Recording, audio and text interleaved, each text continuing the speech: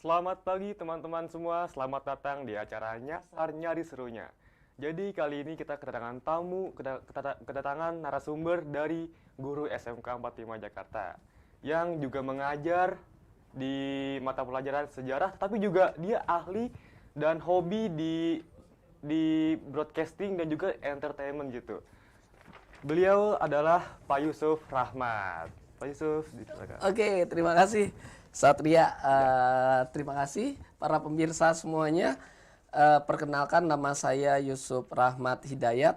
Sebenarnya saya bukan ahli bidang entertain ya, cuman hanya sebagai partisan gitu ya, yang memang kebetulan hobi di bidang entertain, kemudian juga di bidang teknologi.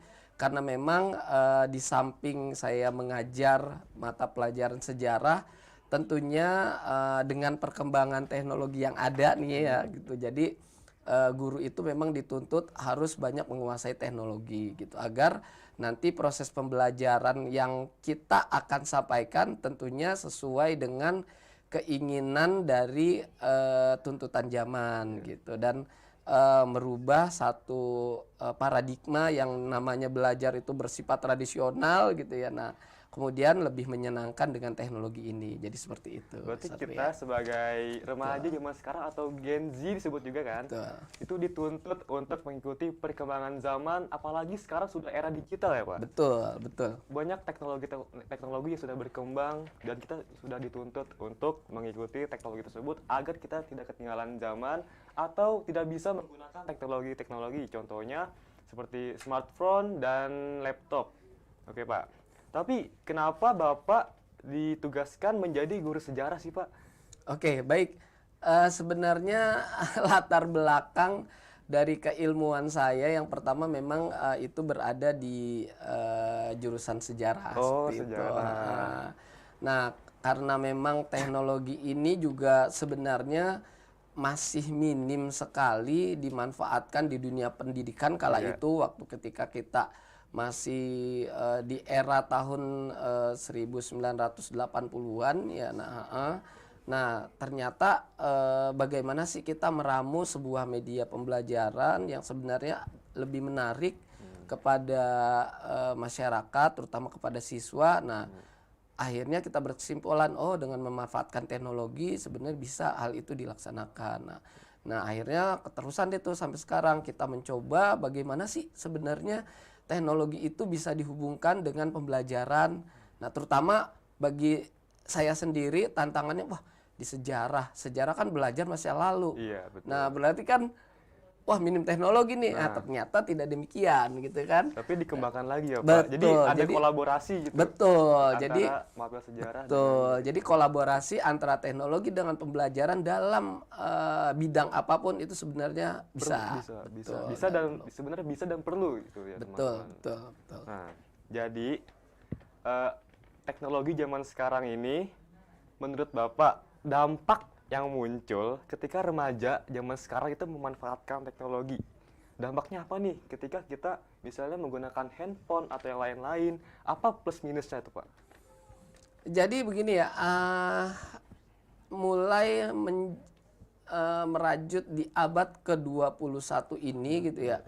Memang mau tidak mau, suka tidak suka, senang tidak senang gitu ya, bahwa keterkaitan teknologi dengan kehidupan sosial masyarakat itu tidak dapat dipisahkan seperti itu ya. Nah, di dalam hal ini bagaimana kesiapan dari komunitas atau masyarakat itu terhadap teknologi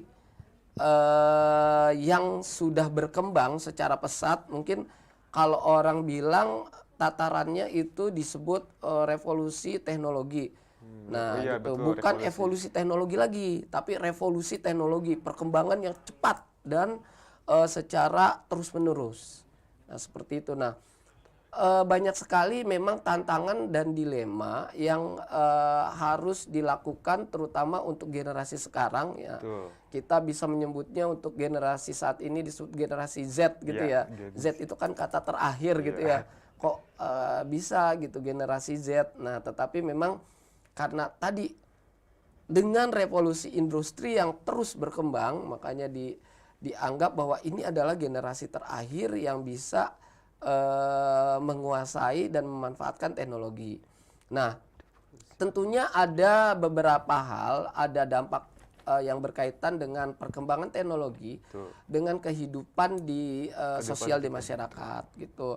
Ada dampak positif dan Ya, ada ada dampak dampak negatif gitu. Nah, mungkin banyak sekali ya dampak negatifnya juga Betul. dampak positifnya. Nah, betul. Tetapi memang pada dasarnya teknologi ini diciptakan oleh manusia pada dasarnya untuk mempermudah Ya, kehidupan. sangat betul, betul. Sebenarnya itu Iya. kuncinya, untuk mempermudah aktivitas manusia, kehidupan manusia. Nah, itu inti dari satu teknologi. Tetapi pada perkembangannya gitu ya. Nah, teknologi ini kadangkala tidak bersifat teratur. Kenapa? Karena kan penikmat teknologi ini banyak sekali dalam tanda kutip ada yang baik, Ada yang ada buruk yang juga. buruk Nah, gitu ya. Jadi akhirnya dari harapan bahwa teknologi dikembangkan untuk menuju ke arah kehidupan manusia yang positif. ya positif. Tetapi tadi karena ada masyarakat yang memanfaatkan itu untuk satu kepentingan, nah gitu ya. Ya, Nah, sehingga nanti kepentingan itu tentunya ada dampak negatifnya. betul. Nah, ini akhirnya perkembangan dan arah teknologi ada juga yang menuju ke arah negatif Betul seperti itu. Nah, banyak sekali. Nah, nanti mungkin bisa kita berikan contoh berbagai macam perkembangan teknologi yang negatif dan positif, tentunya yang mempengaruhi kehidupan sosial di masyarakat seperti itu. Berarti sekarang ini di zaman sekarang ini berarti revolusi industri menurut saya ya 5.0, 5.0. Jadi di era sekarang itu revolusi industri itu makin berkembang dan juga banyak teknologi yang makin pesat. AI juga ya Pak. Betul, ada Nah, tambahan lagi AI, gitu ya. terus itu banyak banget teknologi yang digunakan untuk memenuhi kebutuhan masyarakat juga, orang-orang memenuhi kebutuhan juga dan mempermudah urusan orang-orang. Tapi di balik itu semua ada positif negatifnya ya Pak. Oke. Nah Pak, ngomong-ngomong soal revolusi industri, Betul. menurut Bapak revolusi industri 1.0 dari 5.0 itu gimana sih Pak? Iya, jadi kita perlu garis bawahi dulu bahwa revolusi industri atau yang cenderung saya menyebutnya revolusi teknologi ya gitu ya. Memang itu dia tidak hanya berkembang dari arah hardware atau Iya, betul, model-model betul. peralatan gitu ya, tetapi Soalnya juga ke arah software juga gitu. Mungkin kalau tentunya kalau zaman dahulu itu stuck, misalnya ada hardware-nya dalam bentuk PC gitu kan. Nah, kemudian softwarenya itu berupa operating system seperti itu. Nah, tetapi ketika perkembangan teknologi ke depan ini gitu kan. Nah, dengan ditemukannya berbagai macam teknologi yang mempercepat satu kinerja sistem. Nah, tentunya kan sistem ini juga harus secara simultan berubah juga kan Iya, gitu. betul. Nah, sampai sekarang mungkin selama ini sistem-sistem yang menguasai beberapa market share gitu ya, seperti mungkin Microsoft gitu, kemudian lagi ada lagi Apple. Betul. Nah, tetapi dengan perkembangan teknologi tadi, hardware itu juga mengikuti perkembangan dari software. Nah, tentunya kalau misalnya hari ini di dunia ini banyak sekali para pengguna yang berbasiskan gadgetnya itu misalnya Android. Android. Seperti itu. Nah, itu kan berarti ada satu transisi teknologi lagi ketika mereka mulai zaman dahulu lebih cenderung menggunakan PC. Iya. Nah, kemudian nanti di tahun sebelumnya menggunakan laptop yang lebih simpel. Nah, tetapi nanti akan beralih lagi ketika laptop mungkin tidak begitu simpel, Iya, lebih betul, besar, berat gitu ya. Dikembangkan lagi ya Pak? Dikembangkan lagi menjadi biasa menggunakan dalam bentuk komputer yang bersifat pad atau tab Oh gitu iya, ya. iya betul, betul. Nah, memang selama ini teknologi itu masih cenderung terus berevolusi ya. Nah, tetap dengan gadget, HP dalam hal ini juga itu menjadi satu produk teknologi, hasil revolusi teknologi yang memang paling banyak animonya masyarakat itu menggunakan hal tersebut. Nah, dari perkembangan teknologi ini, nah tentunya banyak sekali hal-hal yang sangat bahasa kita tuh sangat mirip gitu pada kehidupan sehari-hari yang tentunya secara tidak langsung dalam kondisi apapun gitu ya, kondisi apapun pasti kita akan bersentuhan dengan teknologi tersebut gitu. Mungkin kalau zaman dulu era revolusi industri itu 1.0, nah itu ya mungkin masih tadi terbatas hanya pemanfaatan PC komputer yang digunakan untuk kepentingan di kantor, mencetak seperti itu ya. Oke, jadi mungkin salah satunya seperti itu. Oke. Jadi gitu ya teman-teman, untuk revolusi industri 1.0 sampai 5.0. Mungkin saat ini kita break sebentar, jangan kemana-mana, tetap di Nyasar Nyari Serunya.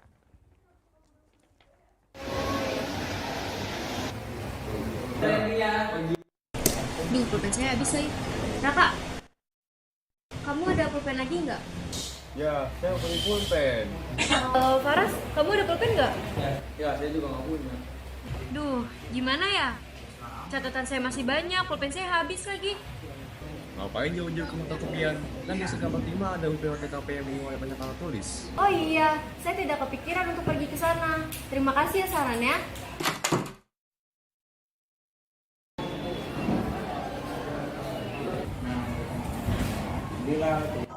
Ajay, lagi beli apa? Saya mau beli buku di sini, kalau kamu? Oh iya, kebetulan pulpen saya habis, jadi saya ke gerai OTKP deh. Kak, aku mau beli pulpen dong satu. Satu aja. Ya. Ini berapa harganya? Yang standar ya? Standar 3.000. Oh iya, ini uangnya ya kak.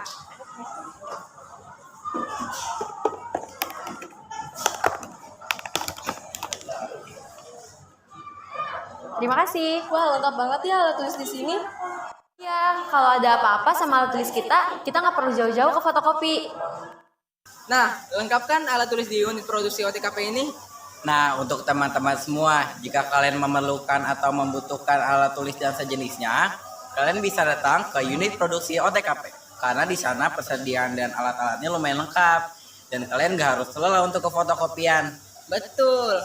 Ayo semuanya, belilah alat tulis di unit produksi OTKP ini. Alat tulis lengkap, tulisan makin cakep. Kamu udah ngeprint ini? Oh iya, lupa.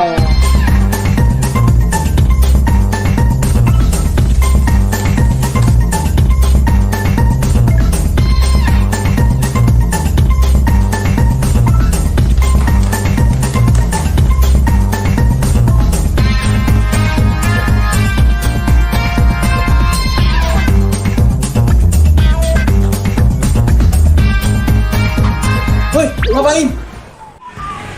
Ngeprint, Pak. Kan ada UPPSPT. Oh iya. SMK Negeri 45 Jakarta terdapat UPPSPT yang melayani jasa media. UP yang dikelola oleh jurusan PSPT melayani jasa scanning dan ngeprint kertas berbagai ukuran. Selain itu, UPPSPT juga melayani pencetakan seperti banner, kalender, pin, brosur, dan juga kaos. Tidak hanya itu, UPPSPT juga melayani jasa pemotretan dan pembuatan video yang sudah termasuk pengeditannya. UPPSPT Printing, Scanning, Production, and Technology.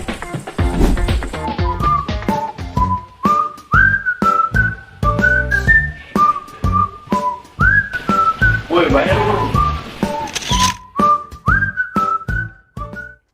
Baik pemirsa dan teman-teman semua, kembali lagi di acara Nyasar Nyari Serunya. Oke, jadi kita berlanjut nih. Karena tadi kita ngomongin revolusi industri, sekarang kita bahas dari revolusi industri 1.0 dulu, Pak. Oke. Jadi sebenarnya revolusi industri tadi ya di 1.0 itu adalah sebuah pergerakan teknologi kehidupan manusia yang lebih dipermudah gitu ya. Memang ini awalnya ada di sejarahnya di Inggris, yaitu di revolusi industri di Inggris. Memang 1.0 ini cenderung masih bersifat teknologi mekanik. Artinya yang untuk otomatik atau komputasi memang tadi sangat belum ya gitu ya. Jadi masih menggunakan teknologi manual, nah gitu. Dan nanti perkembangannya sampai dengan teknologi di 5.0 gitu ya. Nah itu secara cepat bahwa perkembangan teknologi sudah terintegrasi dengan sistem digitalisasi, dan itu tentunya tidak membatasi kehidupan manusia dari yang skup lokalnya kecil gitu kan. Ada teknologi, artinya dia dapat berkomunikasi atau membuat satu jaringan itu lingkupnya global gitu. Jadi mulai dari kita bisa berhubungan dengan orang yang berada di kutub utara misalnya, kita akan berhubungan dengan orang yang ada di kutub selatan. Nah secara real time saat itu juga bisa. Nah itu perkembangan teknologi di era tadi 5.0 ini seperti itu. Jadi memang perkembangan itu sangat revolutif sekali seperti itu.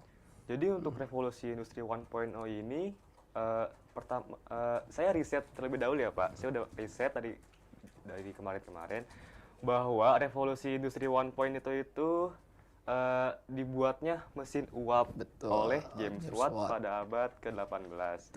Nah, menurut Bapak ini mesin uap ini dikembangkan oleh James Watt ini untuk apa sih Pak di era tersebut? Ya, jadi sebenarnya kan penggerak secara mekanik. Selama ini kan untuk penggerak mekanik itu kan dilakukan oleh tenaga manual, tenaga manusia atau tenaga hewan, kuda. Ya kan, oleh kuda tuh ya kan. Jadi kereta kuda ya kan, semua manual gitu kan. Nah, tetapi ternyata banyak sekali pemikiran-pemikiran ini yang berkembang di wilayah Eropa sebenarnya gitu ya. Mengapa sih kok berkembangnya itu ada di Eropa gitu? Bagaimana dengan Indonesia sebelumnya? Ya memang karena memang kesadaran dari peradaban yang awal paling tingkat kemakmurannya lebih tinggi memang awalnya di Eropa gitu, seperti itu, memang yang lebih maju gitu. Artinya semua pemikiran yang brilian itu ada di Eropa, sehingga nanti pun perkembangan teknologi itu akan mengawali sistem digitalisasi sampai sekarang ini memang itu berkiblat antara Eropa plus dengan Amerika, mungkin seperti itu. Nah, terus gimana dengan Asia? Sebenarnya ada teknologi, cuman memang karena eksplorasi dan mungkin komunikasi atau publisitas yang kurang, jadinya memang tertutup gitu. Padahal orang menganggap bahwa enggak kok, di Timur Tengah itu banyak sekali teknologi-teknologi yang diaplikasikan oleh Eropa sebenarnya sebelumnya, seperti itu. Tetapi tadi satu lagi, karena media publikasi yang ada di Timur Tengah ini sangat minim, sehingga kalau di wilayah Eropa itu publikasinya sangat besar, artinya ya mohon maaf misalnya lebih terkenal di Eropa ataupun di Amerika, karena memang media publikasi mereka cukup kompleks dan cukup baik pada saat itu. Nah, kemudian berkaitan dengan teknologi yang tentunya kita kembali ke sekolah gitu ya. Nah, atau boleh deh kita ke masyarakat, terutama kepada siswa. Apa sih Pak misalnya beberapa manfaat atau konteks dalam hal ini teknologi yang bisa dimanfaatkan sebagai sebuah media belajar agar siswa itu menjadi cerdas. Nah, itu nanti butuh semacam formulasi pemikiran, formulasi pembuatan media belajar yang berkaitan dengan teknologi. Nah, tentunya sebenarnya dari revolusi industri atau revolusi teknologi tadi pasti akan menyentuh ke Indonesia, terutama ke sekolah kita ini gitu. Jadi revolusi industri itu sangat berpengaruh teman-teman, sangat berpengaruh untuk kita sebagai siswa dan juga sebagai guru juga.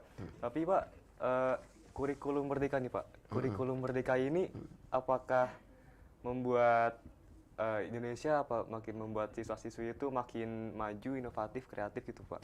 Soalnya di kurikulum merdeka ini siswa dipaksakan, diwajibkan untuk kita lebih aktif, tapi tidak luput juga dari teknologi Pak. Nah, itu gimana sih Pak dari kurikulum merdeka dan teknologi, hubungannya apa tuh Pak? Ya, jadi sebenarnya gini ya, untuk pengembangan satu sistem pendidikan yang lebih baik dan terarah memang harus ada satu metode terstruktur dan tersusun ya untuk mencapai sejauh mana perkembangan pendidikan di Indonesia. Nah, jadi itulah dasarnya kenapa kurikulum itu dibuat seperti itu ya.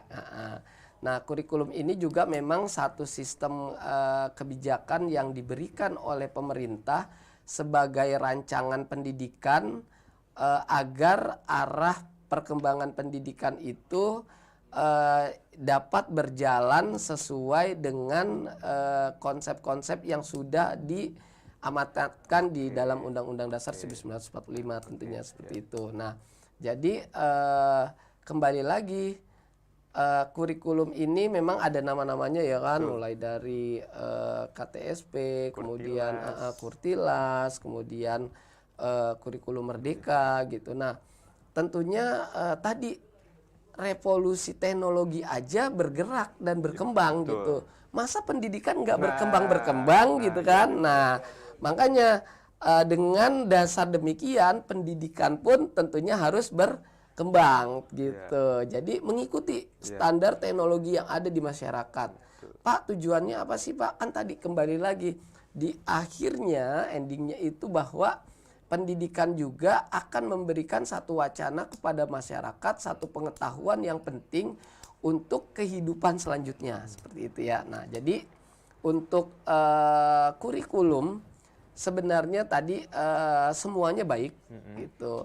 Hanya memang bagaimana nih kurikulum ini bisa mengadopsi lingkungan sekitar dan teknologi yang ada untuk menjalankan satu sistem pendidikan yang nantinya tentunya akan membawa dampak yang lebih baik. Nah gitu. Makanya adalah diciptakan untuk tahun ini disebut kurikulum merdeka dengan rancangan 1, 2, 3, 4, 5 seperti itu.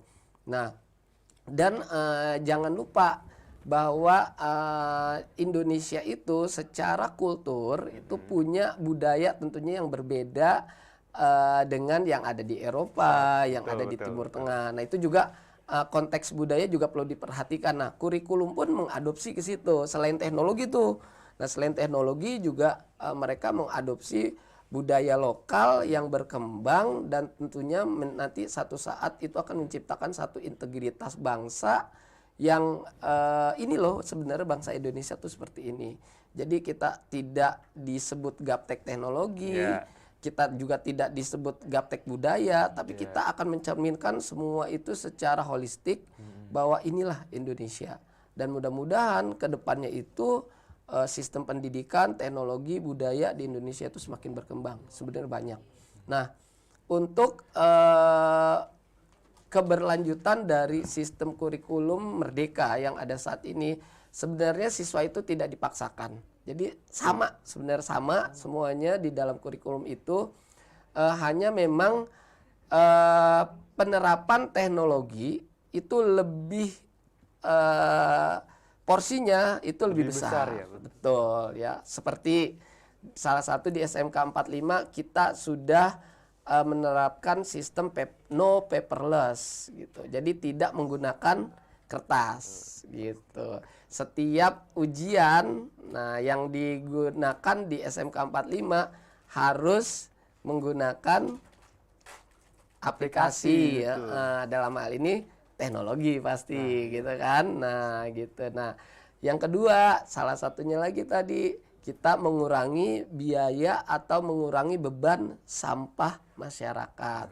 Kalau paperless kita selesai nulis bisa dibuang. gitu. Walaupun misalnya udah selesai nulis dikumpulin mungkin jadi bungkus bakwan, ya kan, jadi bungkus tahu gitu kan.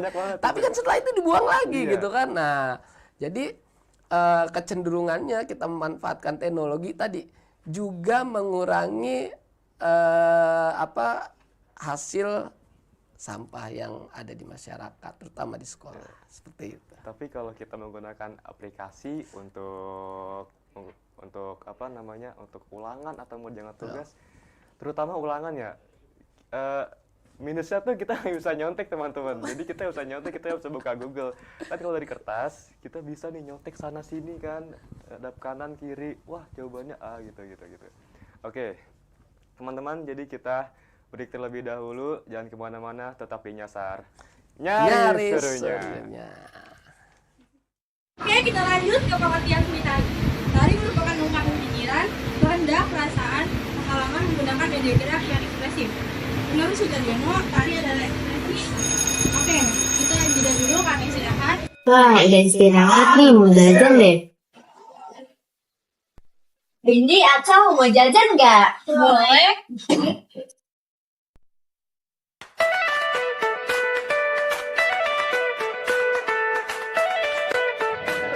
Tapi kalian tahu BC di mana nggak? Ya, aku nggak tahu deh. Coba itu tanya. Kakak, mau ke BC?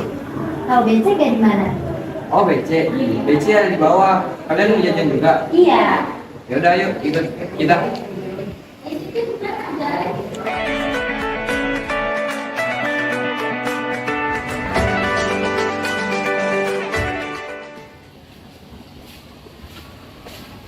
Nah, ini yang namanya BC. Kalian kalau nanti lapar atau haus, kalian bisa jajan di sini. Oh, makasih Kak. Oke, ayo.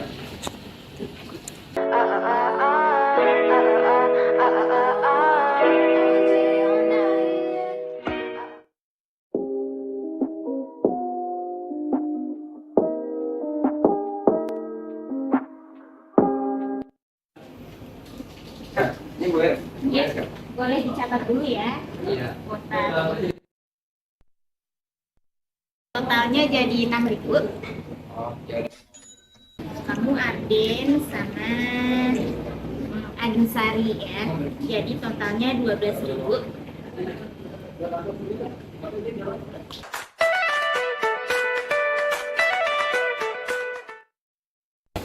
Enak banget ya nih, BC murah-murah. Iya, bukan. Besok foto lagi yuk. Ayo. Bingung mau jajan. Ke BC aja.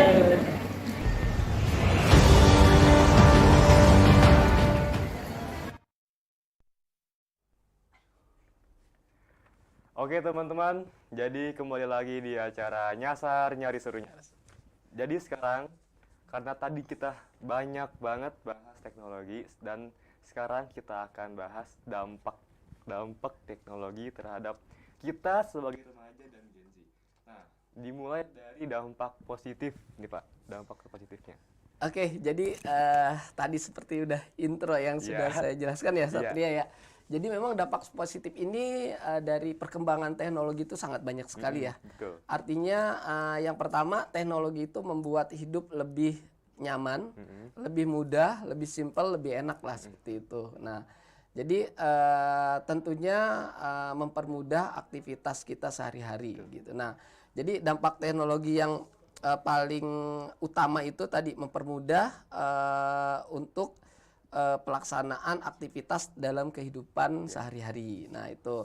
Nah, terus kemudian lagi tentunya ada tambahan lagi nih teknologi itu kan. Apa tuh, Pak? Selain hanya mempermudah, bukan Pak, ada penemuan misalnya mobil dengan teknologi listrik. Nah, itu kan tetap intinya mempermudah. Tetapi dalam hal ini ada tambahan lagi. Nah, tambahan lagi di era yang terbaru bahwa setiap orang pasti akan terkoneksi dengan orang yang lainnya. Seperti itu. Nah, itu artinya dampak yang positif dari keberadaan teknologi ini. Bahwa setiap masyarakat itu akan selalu terhubung dengan komunitasnya masing-masing, dan itu tanpa batas. Nah, ini nih kelebihannya. Kalau mungkin zaman dahulu masih sebelum ditemukannya internet dengan software-software yang lainnya kan masih terbatas, kita paling nonton di TV, televisi, kita bisa ngelihat berita di dunia. Tetapi saat ini ketika teknologi itu melakukan revolusi dalam bidang keterkaitan interaksi sosial, nah ini sangat berubah. Betul. Gitu. Apapun yang terjadi di muka bumi ini dalam waktu cepat orang akan langsung dapat mengetahui dan memahaminya. Gitu ya. Misal hari ini 3 hari yang lalu ada banjir di Spanyol, gitu. Kalau mungkin media-media televisi itu menyiarkannya telat, gitu kan. Tetapi media-media yang bergerak di bidang media sosial, misalnya mulai dari Instagram, gitu kan, mungkin bisa juga TikTok ataupun Twitter. Nah itu dia sudah lebih maju memberikan satu pandangan-pandangan atau memberikan satu informasi tadi itu secara cepat dan real time. Nah ini memang satu kelebihan dari satu perkembangan teknologi. Nah di dalam konteksnya bermasyarakat, memang itu perkembangan teknologi itu tadi semakin ke sini, ya kan, semakin ke depan itu semakin simpel. Gitu. Mungkin kalau kita dulu teknologinya PC makin berat, terus kemudian ke laptop, hari ini dunia saja sudah bisa digenggam di tangan kita, gadget gitu ya. Nah itu tadi. Dan gadget ini terkoneksi ke dalam semua entitas komunitas masyarakat. Sehingga ya mau nggak mau apapun yang terjadi di kehidupan manusia, baik itu di dalam negeri ataupun di luar negeri, itu sangat bisa kita nikmati. Nah, itu memang dalam sisi pemanfaatan informasi. Nah, ada lagi dari satu sisi pemanfaatan teknologi atau lifestyle atau gaya hidup kita. Terutama biasanya digunakan, tentunya ini punya kecenderungan yang lebih besar bahwa teknologi yang berkembang itu memang menciptakan satu pengaruh yang baik terhadap kehidupan manusia tadi. Jadi dalam gaya atau lifestyle gitu. Nah, bagaimana Pak? Nah, tadi munculnya e-commerce gitu kan. Nah, terus juga lifestyle munculnya berbagai macam kemudahan akses perbankan. Kalau dulu kita kalau mau pinjem duit harus ke bank. Nah, gitu kan. Datang, ngantri gitu. Tetapi dengan kemajuan teknologi tidak demikian. Kalau zaman dulu mungkin yang bisa pinjam duit hanya orang-orang tertentu saja. Dengan umur yang tentunya udah dikategorikan dewasa baru pinjam uang gitu. Nah, tetapi dengan adanya teknologi ke sini, nah berkembang ya kan, siapapun bisa pinjam uang asal memenuhi kriteria atau syarat yang diberikan oleh teknologi tadi atau si provider atau si penyedia layanan tadi. Nah, kayak gitu. Itu tentunya membawa dampak yang positif. Nah, Pak, dampak positifnya lagi apa sih sebenarnya? Nah, dampak positifnya lagi dari segi lifestyle bahwa teknologi yang sudah dimiliki pun tadi menciptakan satu kemudahan akses. Baik dalam segi ekonomi, dalam segi sosial. Nah, ada lagi akses mempermudah membuka informasi yang berkaitan dengan kehidupan kita. Seperti kalau misalnya Pak, kalau zaman dulu kita mau ngelamar pekerjaan itu harus datang ke tempat perusahaan gitu ya kan. Nah, ternyata dengan adanya teknologi sekarang kita tidak mesti melakukan visit kepada perusahaan-perusahaan untuk mencari pekerjaan, tetapi dengan cukup melihat gadget saja sudah kita, oh iya nih kita mau ngelamar pekerjaan. Nah, tinggal kita lengkapi syarat-syarat yang sudah mereka sediakan tadi. Nah, itu salah satu dampak dari baiknya teknologi. Nah, lifestyle yang berikutnya, nah ternyata dari dampak teknologi ini, nah itu bisa mempermudah manusia ketika pada masa yang lalu, oh waktu itu ini seperti alatnya mahal, tapi ternyata di bidang mungkin kedokteran atau kesehatan ya, Tapi sekarang bisa kok kita nikmati dengan hanya punya satu gadget saja yang sudah mumpuni di berbagai macam sisi. Nah itu sudah cukup. Contoh, kalau untuk mengukur denyut nadi gitu ya kan, selama ini kan detak jantung kita berapa, tekanan darahnya berapa gitu kan. Kita kan waktu itu hanya dokter yang tahu dan yang bisa mengukur tekanan darah kita gitu kan. Ketika kita pergi ke rumah sakit, oke, dicek tekanan darahnya gitu kan. Ya dok, berapa dok tekanan darah saya? Oh normal misalnya 100/90.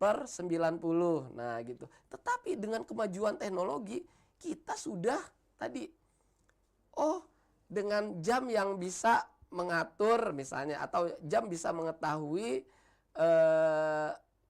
kadar tadi tekanan darah manusia. Bisa diklik gitu kan. Itu kemudahan teknologi di situ. Seperti itu. Nah, perkara bagaimana sih sebenarnya teknologi itu dibangun, apakah sama enggak kualitasnya dengan yang kita mau datang ke dokter dengan menggunakan jam. Tentunya itu juga nanti sudah ada ukuran-ukurannya tersendiri. Artinya semakin akurat. Nah, ini nih yang menyebabkan kita penggunaan teknologi itu semakin mempermudah hidup manusia. Nah, seperti itu. Nah, itu sisi yang terbaiknya. Tetapi memang dari semua hal yang terbaik itu, nah tentunya kalau dibandingkan dengan porsinya gimana Pak dengan yang terburuk, tetap revolusi teknologi informasi komunikasi ini membawa dampak yang lebih baik ketimbang yang lebih buruknya. Gitu. Jadi masih tetap kondisinya perkembangan ini menjadi lebih baik seperti itu.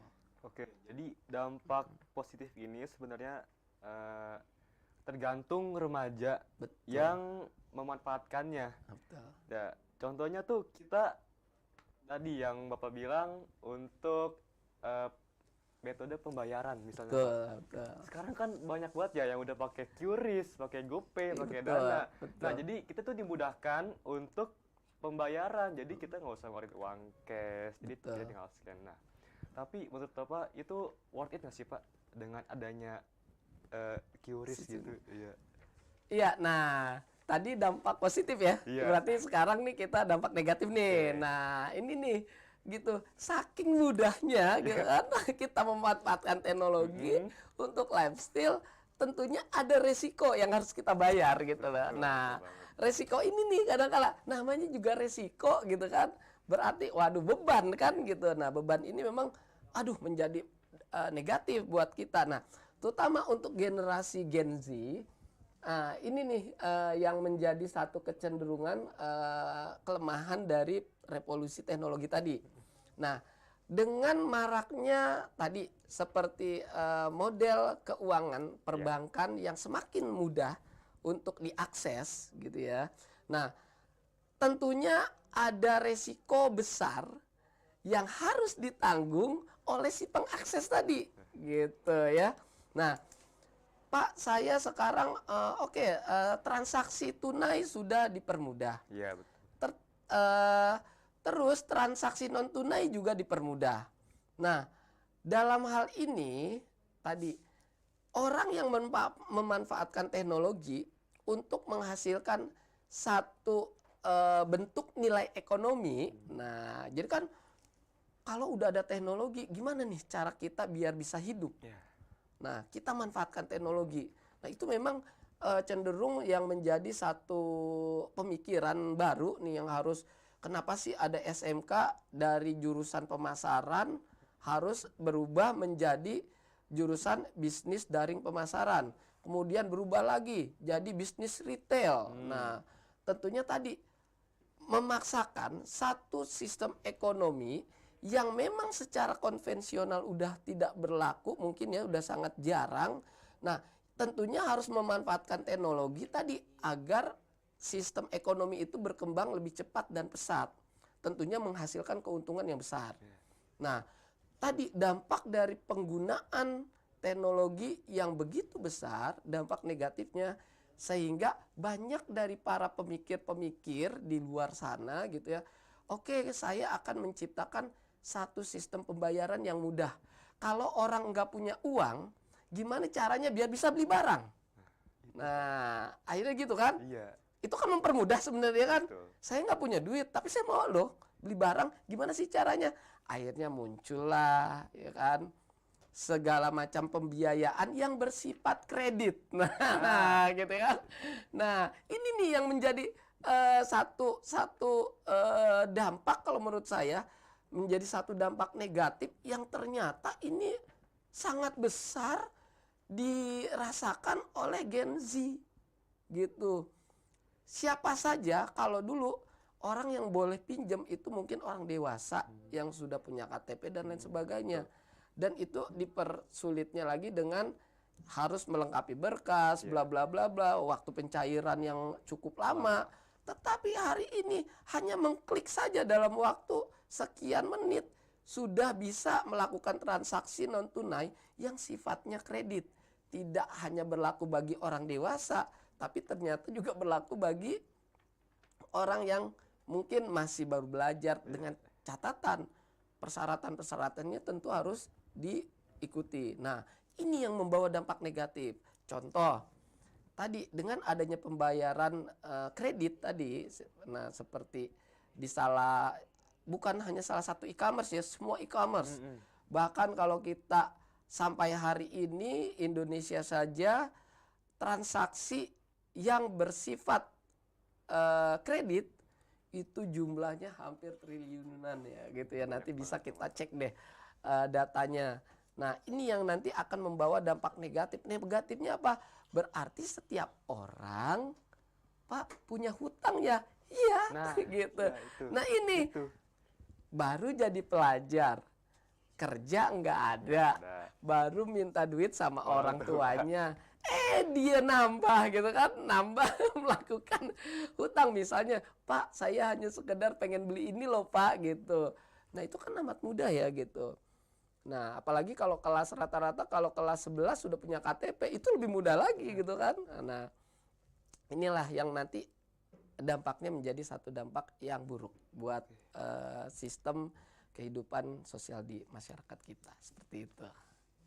Jadi banyak banget dampak positif dan dampak negatifnya dari teknologi sekarang nih teman-teman. Nah, jadi kita break out dulu, jangan kemana-mana, tetap di Nyasar Nyari Serunya. Nyari Serunya, oke.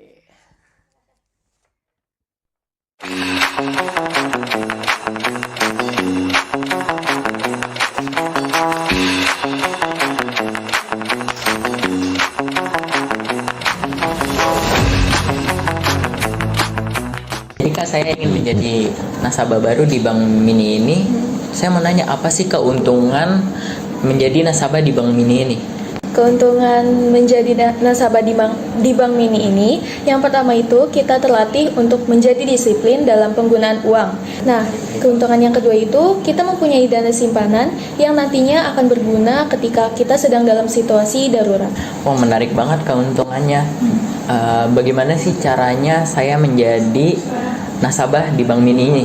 Nah, nasabah baru itu diwajibkan untuk membeli buku tabungan. Nah, setelah membeli buku tabungan, nanti nasabah baru akan ditindaklanjuti untuk mengisi formulir data pribadi. Setelah nasabah baru mengisi formulir tersebut, nasabah diwajibkan untuk menyetor sebagai saldo awal tabungan. Oh ya udah Kak, saya mau daftar dong di Bank Mini. Boleh? Boleh saya minta data pribadinya? Boleh. Atas nama siapa? Azan Eviano Sumara.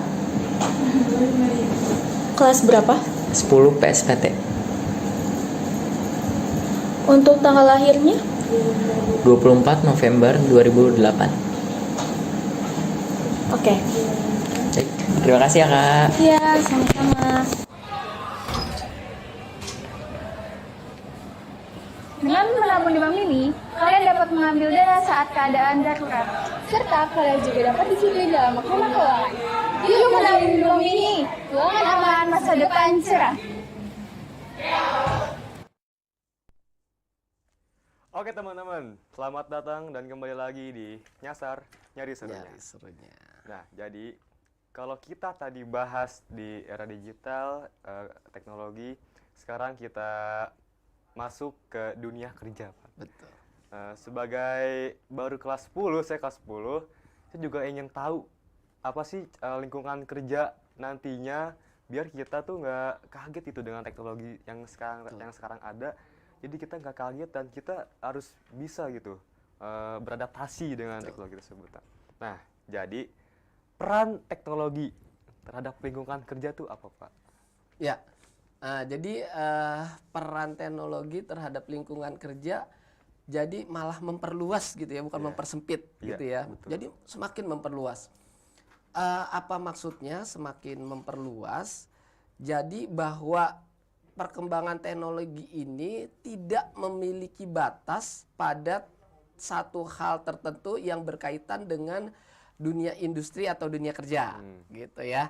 Nih, misal jurusan PSPT atau jurusan produksi siaran dan penyiaran televisi, gitu. Waktu 10 tahun yang lalu, gitu ya, 10 tahun yang lalu, misal gitu ya, untuk jurusan ini cenderung broadcast ya, multimedia ya Pak. Multimedia, kemudian saat ini masih masuk ke dalam rumpunnya broadcast. Nah, itu siswa atau murid-murid itu memang diarahkan secara langsung dan tidak langsung, itu mereka porsinya untuk bekerja memenuhi, tadi lowongan-lowongan pekerjaan yang ada di dunia broadcast atau pertelevisian atau perfilman. Nah, di mana pertelevisian dan perfilman itu kan dipegang oleh satu korporasi gitu kan, yang tentunya kita harus melamar pekerjaan. Kemudian kalau setelah melamar kan pasti ada diterima, nggak diterima kan, seperti itu kan. Artinya sangat terbatas. Oh, berapa sih stasiun TV yang ada di Indonesia ini? Apakah mungkin dari kita jurusan PSPT atau broadcast bisa masuk ke dunia industri tersebut? Tentunya kan terbatas. Semakin banyak lulusan, sementara daya serap tenaga kerjanya pada industri-industri tersebut itu kecil. Berarti kan apa nih? Akan menciptakan banyak pengangguran. Nah, itu memang itu yang perparah. Tetapi dengan perkembangan teknologi yang sekarang itu dia menjadi tidak terbatas.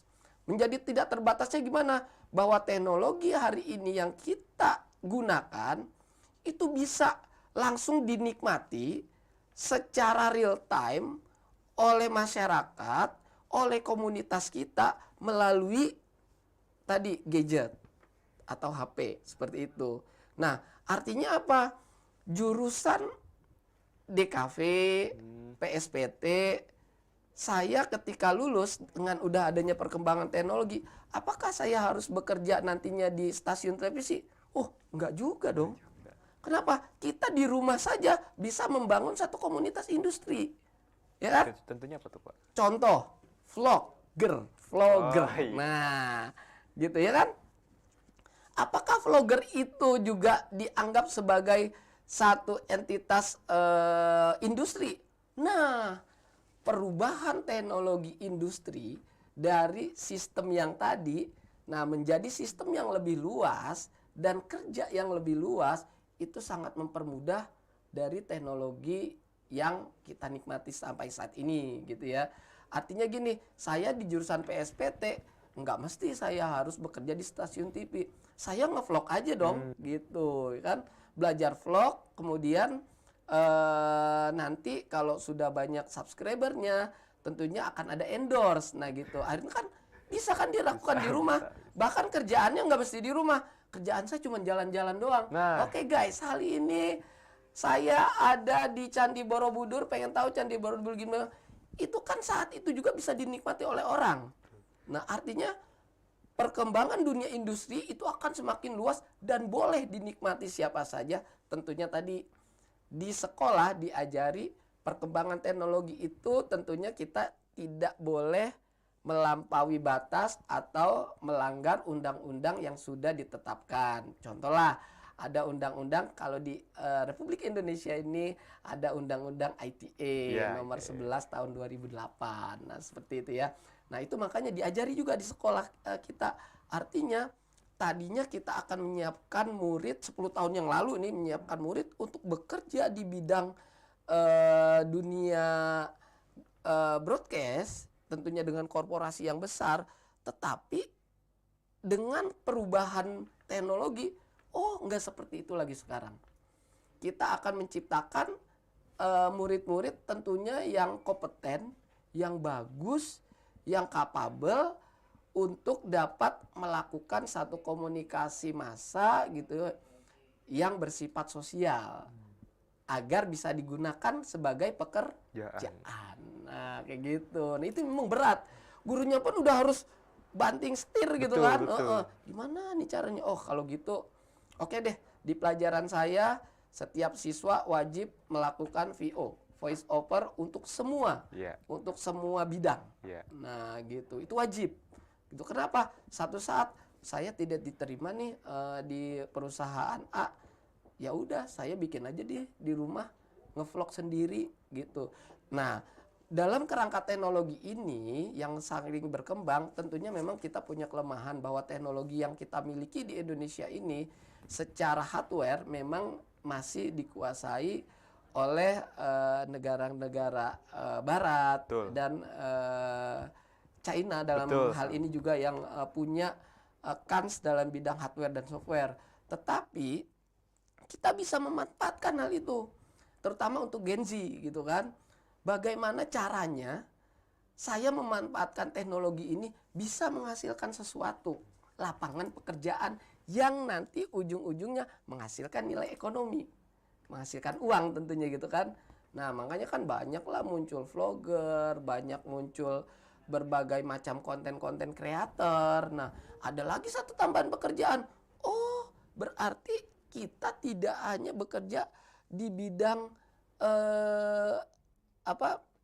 teknologi komunikasi televisi saja. Kita bisa loh membuka atau menjadi atau membuat satu komunitas konten kreator. Nah, kan baru lagi tuh. Dan nah, itulah jadi manfaat yang bisa digunakan oleh masyarakat Indonesia ketika kita memang belum menguasai sepenuhnya teknologi, tetapi paling tidak kita memiliki ide yang cemerlang untuk memanfaatkan teknologi. Gitu. Misal, sekarang yang bisa menghasilkan nilai ekonomi tinggi, dalam hal ini menghasilkan keuangan, tentunya gimana caranya? Biar bisa viral. Nah, sekarang kan zamannya viral. Kalau udah ada kata hashtagnya viral, orang mau ngeliat atau nggak ngeliat, ini viral apa sih? Gitu kan? Nah, paling tidak dia sudah melihat gitu kan. Nah, itu memang itu lebih cenderung satu tatanan dunia ekonomi yang baru. Jadi konten kreator itu harus membuat satu konten yang benar-benar bisa dinikmati oleh orang banyak dan saat itu juga orang itu bisa terpengaruh. Nah, gitu. Jadi itu yang bisa punya nilai ekonomi tinggi, dan konsep ide yang tadi tersebut yang viral-viral itu memang kita harus memutar otak. Betul ya kan? Makanya setiap yang viral selalu ada di Indonesia dan udah banyak ribuan dan akhirnya bisa jadi terkenal seperti itu. Memang tadi tambah lagi bahwa batasan teknologi ini di masa sekarang tidak terbatas tadi. Kalau zaman dulu mungkin orang kalau mau jadi artis harus cantik, ya kan? Harus ganteng gitu kan. Apakah sekarang demikian? Akan bergeser. Nggak mesti cantik, nggak mesti ganteng, yang penting viral. Bener kan? Nah, itu dia tuh. Nah, itu tuh jalur itu yang harus kita kuasai tuh gitu. Bagaimana tentunya kita memperkaya dengan ide-ide yang brilian seperti tadi. Nah, di sekolah ini kita coba bagaimana siswa itu bisa menghasilkan ide yang brilian dari hal-hal yang terkecil. Enggak mesti harus punya teknologi yang canggih. Nah, itu. Jadi memang arahnya ke situ. Tentunya dengan koridor-koridor tadi yang sudah ada berdasarkan peraturan dan perundang-undangan yang berlaku. Seperti itu. Gitu. Jadi saya juga seperti itu ya. Dimulai dari hal-hal yang kecil. Betul. Ide itu mahal teman-teman, sebenarnya mahal banget. Soalnya kita di PSPT ini juga belajar vlog, Pak. Di Betul. vlog Oh, kita, iya. ya, kita bikin konten, Betul. bikin iklan. Betul. Nah, itu juga sebagai salah satu acuan kita untuk kedepannya. Nah, soalnya kita di PSPT itu bikin konten itu untuk bekal kita ke depannya, dan juga kata Pak Yusuf tadi, viral. Banyak konten kreator, banyak orang-orang bikin konten yang viral, tapi viral itu mengarah kemana, Pak? Pokoknya viral aja, tapi ini isinya apa gitu loh. Tapi banyak juga yang viral yang bermanfaat, dan viral yang tidak bermanfaat juga. Nah, oke Pak. Sebenarnya jangan kita di lingkungan sekolah ini juga nerapin yang namanya remote working, Pak. Iya. Ya, jadi kita tuh fleksibilitas. Jadi kita bisa belajar di mana saja dan dari mana saja dengan adanya perkembangan teknologi zaman sekarang gitu, Pak. Oke. Nah, kalau tadi dampak lingkungan kerja, sekarang cara mengeksplor, cara kita tahu minat bakat kita apa, Pak? Gimana cara kita tahu tuh, wah, saya mau ini deh, mau jadi ini apa mau jadi itu. Tapi kita juga harus tahu minat kita apa dan bakat kita tuh apa. Seperti apa sih cara kita mengeksplor? Iya, artinya untuk di jurusan sekolah menengah kejuruan ini, ketika kita sudah masuk ke dalam satu jurusan, tentunya karena itu merupakan satu pilihan kita gitu kan, saat kita dari jenjang SMP menuju ke SMK. Nah, mau tidak mau tadi, suka tidak suka, senang tidak senang, misalnya jurusannya jurusan A, B, C, D, E, tentunya dari jurusan-jurusan tersebut yang akan kita perkuat. Perkuat apa? Perkuat kemampuan murid, perkuat kemampuan secara verbal, non-verbal, fisik, non-fisik. Nah, dari kompetensi-kompetensi sesuai dengan jurusannya masing-masing tadi. Nah, jadi untuk jurusan PSPT ya berarti lebih cenderung harus dikuatkan dari broadcast-nya gitu misal. Nah, terus bagaimana caranya untuk menghadapi dunia kerja yang akan datang tadi? Kita memberikan semacam kemampuan-kemampuan atau skill, baik secara formal maupun informal. Gitu. Nah, terus setelah itu juga nanti ada berbagai macam sertifikasi di kelas 3. Nah, terus tambahan lagi tadi, menciptakan satu murid yang punya ide brilian. Nah, tadi gitu, untuk memanfaatkan teknologi yang sudah ada tadi gitu. Baik, mungkin itu salah satunya gitu. Oke, Pak. Jadi kesimpulan Bapak nih, kesimpulan obrolan kita pada acara hari ini, menurut Bapak, kita bahas revolusi industri, kita bahas teknologi zaman sekarang di era digital, kita bahas dampak positif negatifnya, itu apa, Pak? Ya, jadi kesimpulan saya, manfaatkanlah teknologi sebaik dan secepat mungkin. Sekarang tuh harus cepat, nggak bisa kalau kita nggak cepat kan.